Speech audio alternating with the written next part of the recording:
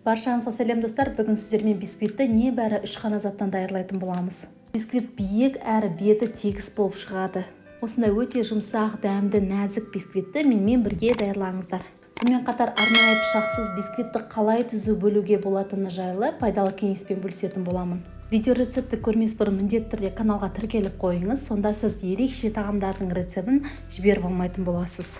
Бисквит үшін бір дана жұмыртқаға 25 грамм қан және 30 грамм ұнды қолданатын боламыз. Жұмыртқа бірінші категориялы үлкен болғаны абзал. Мен бұл бисквит үшін 4 дана жұмыртқаны қолдандым, сондықтан барлығын 4 еселеп аламын. Яғни 4 дана жұмыртқа, 100 грамм қан және 120 грамм ұн қолдандым. 4 дана жұмыртқаны құрғақ таза ыдысқа салып аламыз, оған қанттың барлығын қосамыз, оны миксермен араластырамыз. Жұмыртқа әппақ болып көпіріп, көлемін бірнеше есе ұлғайтуы тиіс. Миксердің басын көтерген уақытта жұмыртқаның ізі бірнеше секундқа дейін кетпей тұруы тиіс. Араластыру уақыты негізінен миксердің қуатына байланысты, мен шамамен 5 минут көлемінде миксерледім. Келесі кезекте ұнды елеп отырып, бірнеше бөлікке бөліп отырып қосамыз. Міндетті түрде елеп отырамыз және силиконовый лопаткамен араластырамыз. Бір бөлігін қосамыз, содан соң силиконовый лопаткамен біркелкі болғанға дейін араластырамыз. Содан соң екінші бөлігін қосамыз.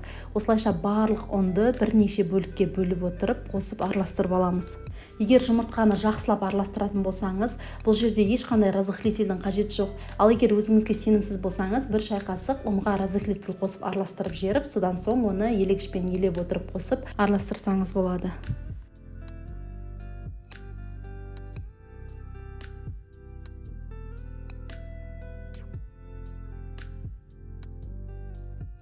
Мен бисквитті 17 см формада пісірдім. Форманы фольгамен орап алғаннан соң оны противеннің үстіне қоямыз. Оның үстіне болашақ бисквитімізді құйып даярлап аламыз.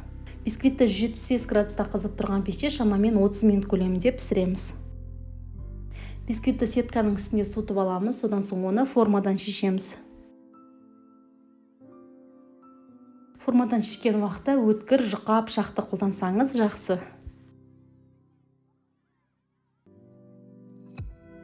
Бисквит осындай биік, өте жұмсақ, өте нәзік болып шықты, әрине дәмі де өте керемет. Енді оны арнайы пышақсыз бөлудің жолын көрсетемін. Бисквитті түзу бөлу үшін кез келген форманы немесе кез келген затты пайдалансаңыз болады. Оны пышақтың астына қойып, видеода көрсетілгендей етіп, айналасын барлығын кесетін жерден белгілеп аламыз.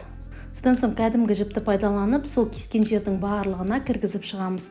Жіпті асықпай ақырындап отырып, өзімізге қарай тартамыз.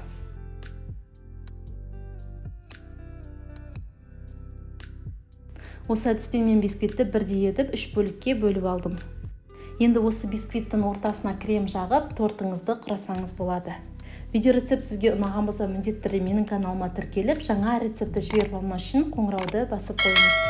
Ал мен сіздермен тек қана ерекше тағамдардың, әртүрлі торттар мен десерттердің пайдалы кеңестерімен бөлісетін боламын. Менімен бірге болған әрбір оқырманға алғысымды айтқым келеді.